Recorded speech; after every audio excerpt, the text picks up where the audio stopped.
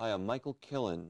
Wherever you go, if you're out there listening, what is every major corporation, even countries around the world, focusing on today?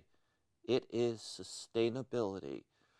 We all now realize that the planet is finite, resources are pretty much finite, and we have to focus on making sure that we find ways to sustain our civilization, obtain the energies, have the houses that are energy efficient, and the cities. On this program, I'm going to discuss with an expert from China what the Chinese are doing with respect to building sustainable cities, and they refer to them as eco-cities. My guest is Jim Caulfield. Caldwell. Oh, my God. Yeah. I got the rest of it quite well. Yeah. Jim, how are you tonight? Okay. Thank you for coming on this program. And I said the Chinese are building sustainable cities. Mm-hmm. Am I correct? They're doing their best. So they have a national policy. They've had it for the last 10 years. They've been focusing on it, and they're doing their best to try to make their cities sustainable and thriving.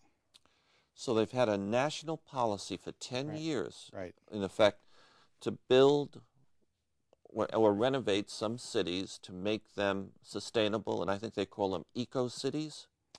Yeah, well, that's an international term. Eco-cities is a global movement, part of the United Nations, involved in that also. Okay. So it's ecologically sustainable cities. But more than just ecologically. They're called eco-cities, but they're about people living in harmony with each other and with nature. And what about transportation? So transportation should be helping us to be more prosperous and more productive and happier, and it should not be killing us with pollution while we're doing it. All right. Yeah. I'm going to come back in a moment to the characteristics of eco-cities. Okay. But give us an idea of how many cities China is building that are classified as eco-cities. Well, China's building an awful lot of cities because they've got millions of people moving into cities off the farms. But and the count is a little bit, it varies depending on who's doing the counting and so forth. But roughly around 160, 70 cities that they're claimed to be eco-cities. So let me see if I understand this correctly. They're building about 168 or 170 cities. Yeah, well, part of it is new cities and part of it is retrofits of old cities. Okay. Yeah. Well, that's a lot of cities. Yes, it is. And just roughly, and I'm sure there's not a meaningful average, but how big are these cities? You have an idea of what the biggest size, the largest one, the smallest? Well, kind of an average would be 1 million people, about the size of San Jose. Oh, so China is only building 168 cities about the size of San Jose, and all of these will be energy efficient, or more so than? Well, that's the target.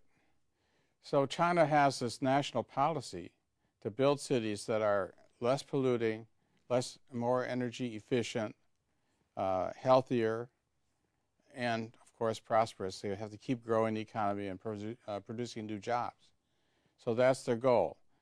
They have a national policy to do that, unlike some other countries. But people are people. You give them orders and then they go their own way. So it's a process. The more they learn how beneficial it is, the more they're going to do it. So the goal, they have about 16 cities which are officially designated by the central government to be models, to try to teach the other people when they redesign their cities to make them more sustainable. So there's 16 now that have been designated by the government to be models for the rest of the country. Roughly, yeah. And I know, like with a book or painting, that they're never finished until maybe somebody buys it from you and takes it away from you, or the publisher starts publishing it, and then there's additions. Cities are probably the same way, but when would, let's say, these 16 cities be functional? Are they there already? Well, there's degrees of functionality. So they're actually measuring progress along about 16 or 17 different dimensions, or even more. So it's like air quality, water quality, health care, how healthy are the people, how many are sick. Transportation, is the transportation polluting, or is it not polluting? Are people walking, getting good exercise? So a number of ways to measure it. So a city is kind of like, you might think of it as like the human body. It's not enough to eat, because you have to eat, but if you eat too much, that's not good. You also need to exercise. You need to exercise your brain. You need to, breathe good air. And you have to be in a community to be a healthy person. To be all by yourself, it's harder. So what I think, go ahead, I interrupted you. That's okay. So a city is like that. All right. So you've described a lot of characteristics, good characteristics or measurable characteristics like people's health. But are some of these cities already functional? They're functional in various degrees. The thing is that it's a never-ending process, because actually the character of human beings, to be happy, we have to be constantly doing new things. And hopefully we're doing things that are better for us rather than things that are worse for us. So the idea is you get to a certain point in the process of developing a healthy city, and then you think of something new to make it even better.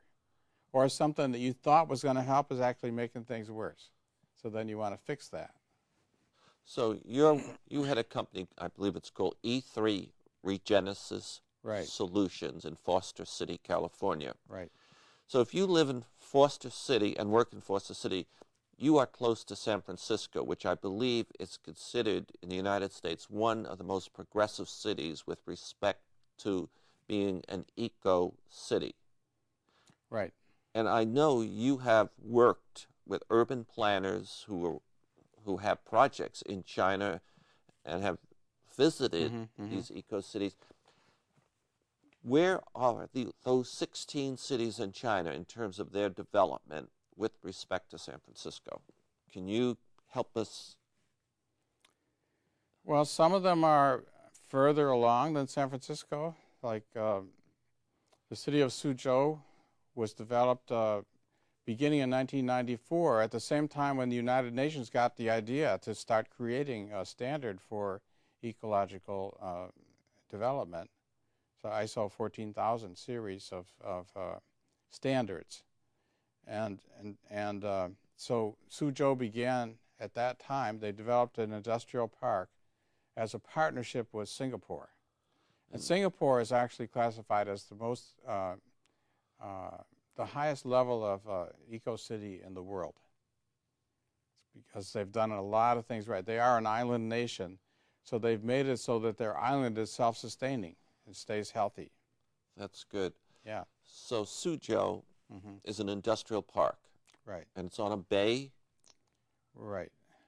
And they started building this eco-industrial park in 1994. So there are companies that have taken spaces in the city, and people have taken, and so work is going on, life is going on. Yeah, and it's constantly growing and changing, and there's new companies coming in and new things happening. There are some buildings that are not fully occupied yet, but it is designed as like a urban-rural integrated city, so it's on a lake, so a lot of transportation is water transport, but it's surrounded by parks. People live in high-rise buildings, and the companies are in high-rise buildings. commercials right at the floor level, so if they want to go shopping, just go downstairs. And if they want to walk from building to building to get the services they need, they can do that? Right. And when they do that, they walk through gardens and parks. Oh, that's lovely. And if they want to go traveling, do they have access to trains, or must they get on highways? Exactly. No, it's more, of course, there are highways, and trucks and cars can go on them, but people travel more by train. Okay. So they have a lot of buses and they have trains, so that's called transit-oriented development. Okay. Yeah. And so if I was to attempt to compare Suzhou and San Francisco in terms of progressiveness with respect to ecological friendliness, progressiveness, Suzhou would be... Suzhou Industrial Park would be ahead of San Francisco because it was planned from the beginning to be that kind of a city, to be integrated with nature, transit-oriented development. People can walk to do most things they need from work to home. And then the transportation in and out of the city is mostly public transit, a lot of bicycles and boats. Good. Yeah. So if us Americans or Europeans wanted to really see what an ecological town, city, industrial park looks like, that would be a good city for us to go to. That would be a good one. It's an industrial park, so it's not a, I mean, it's around corporations, companies doing things there, manufacturing and so on, but manufacturing cleanly. Okay, cleanly. Right.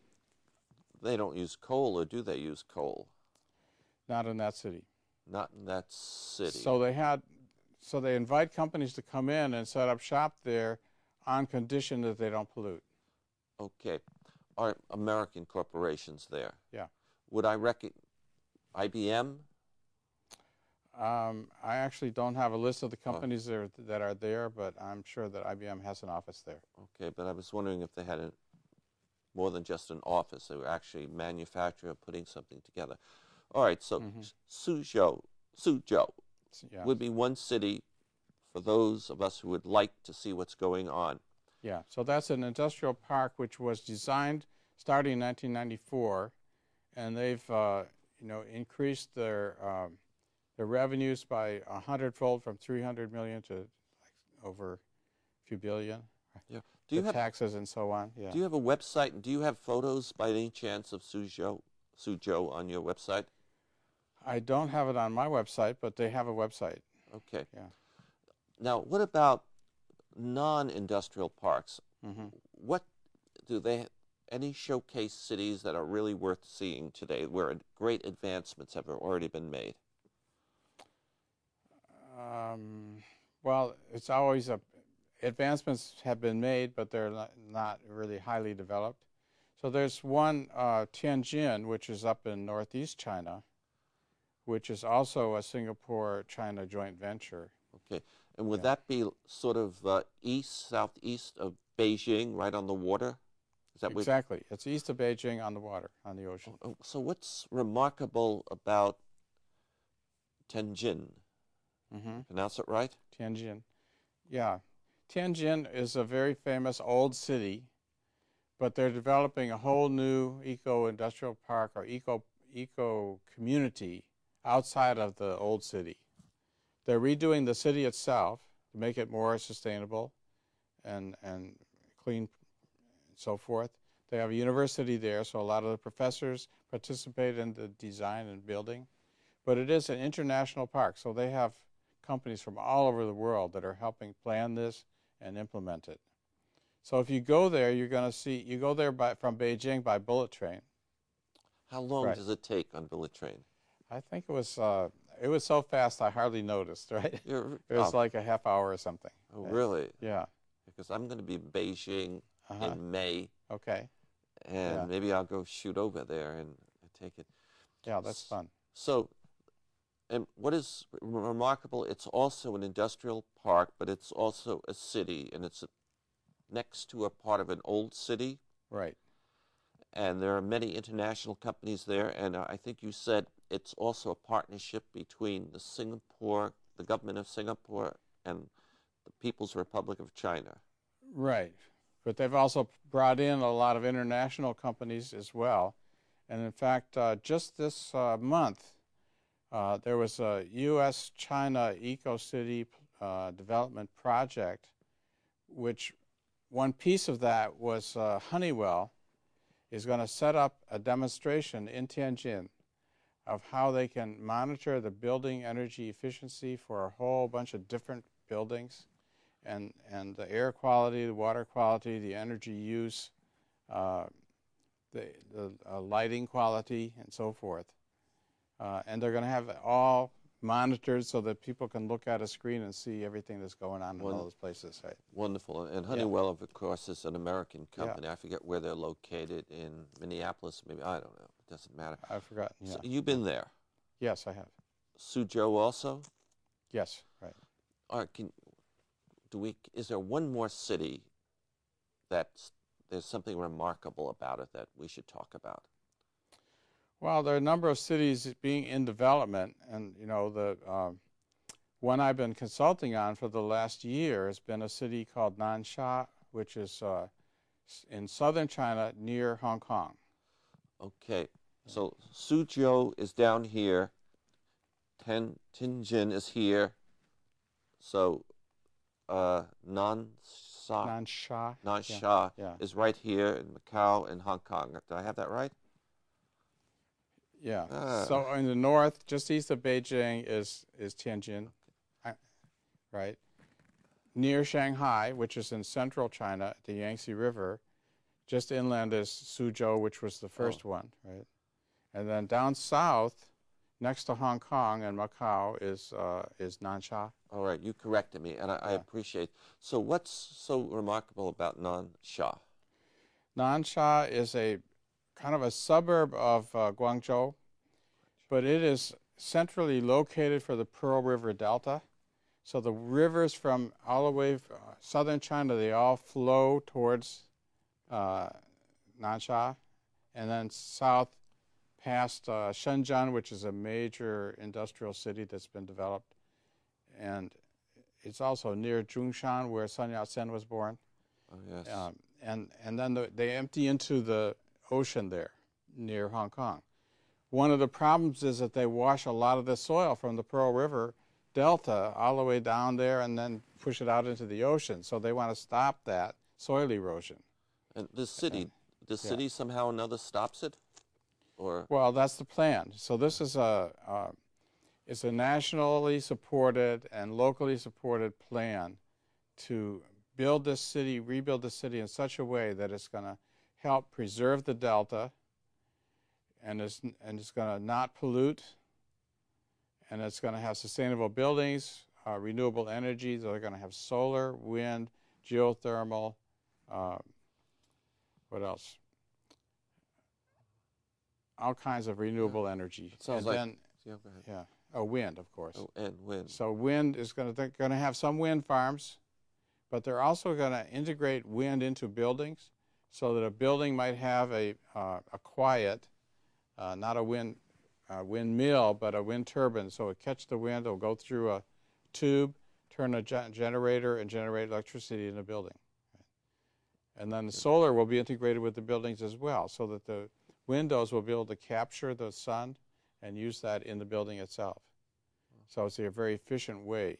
And then when the wind is not blowing, the sun is not shining, they'll store it underground and then be able to capture that heat or cold. Yes, sounds a little bit like NASA's sustainability base. I hear some of the characteristics. Right, exactly. And you've been at this facility? It's all in planning right now. Okay. But, and what role have you played or continue to play with any of those three cities or any of the other eco-cities that are under development in China? Well, I've been working with the Chinese agencies to let people know what's there and to help recruit American companies to go over there and help out to build these cities. And also what we want is a two-way trading situation so that U.S. and China together will benefit from the project. So if I'm a Facebook or let's say Johnson Controls, or I'm sure Johnson's is there, but other American corporations, if I want to do business, if I want to be part of the development of 168 Chinese eco-cities. Right. You're somebody worth calling? Absolutely. Do we have a phone number for you? Yeah. Let's see. Or you got an email? Whatever. Yeah. So my phone number is 650-571-5392. And email is jcaldwell@E3Regenesis.com. And E3Regenesis stands for Energy, Environment, Economy, all working together so that it's not separate but together. Okay. So earlier you mentioned the People's Republic of China has a national plan to build eco-cities. Right. And for the benefit, I would say, of people's health, their well-being, the economy, and everything to do with life and being successful. They have a national policy. And I know the answer to this, but does the United States have such a national policy? No. What is it about the Chinese way of thinking that has motivated them? You know, and they just came out of the dark ages, starting in 1978, and they already have such an innovative, progressive national plan. And of course, they need one. You know, they have great challenges. Right. What's in their thinking has motivated them to put a plan together? Well, it is a more centrally planned economy and governmental system than ours to begin with, right? So it has always been centrally planned. Of course, whatever you plan at the center doesn't mean that the people down at the grassroots are going to do it exactly like you expected, right? Doesn't matter where in the world you are, that's what happens. But they have that national plan, which then stimulates people to find ways to be creative and to develop new ways to achieve those goals. So now, of course, they've been growing like crazy, and they've been doing it by copying us and being very dirty about it. But they have 1.3 billion people. We only have 350 million. So when they're growing fast at 8 or 9, 10, 15% growth, depending on the year, and putting in new coal plants and doing things in a dirty way, they notice it, right? The air is bad. The water is not drinkable. Well, the water's never been drinkable anyway, since before the communists took over. But because it's an old civilization. So they see it every day, what they need. They need to clean up because their health bills are awful, right? And there are people dying from lung disease. I mean, we have a few thousand people dying from cigarettes and lung disease too, but they have more than that, right? So they notice it. And then what's interesting is that Beijing, which is the capital where the government is, that's one of the dirtiest cities in China. So the air quality is bad. And so the leaders are there, they notice it, right? Yes. Right.